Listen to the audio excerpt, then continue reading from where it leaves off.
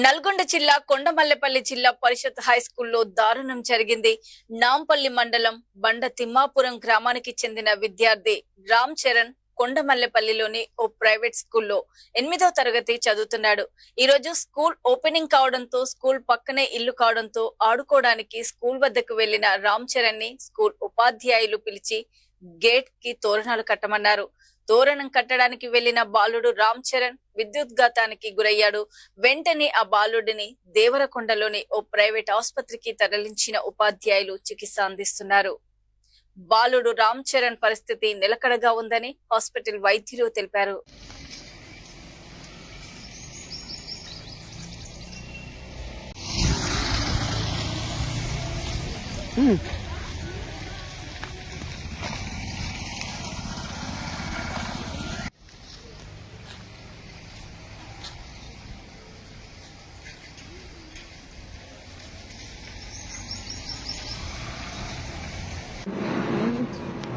పైన కింద పడ్డాడు.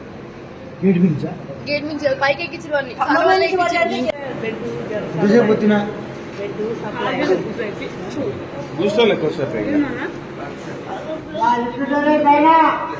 వీళ్ళు ఆడుకుంటే మరి మీరు తిరిగి ఉండేదో ఎట్లుండేదో చూసుకోలేట ఎట్లా కూడా మాకు మన దగ్గర ఉన్న ఫోన్ చేయనట్టు కూర్చొని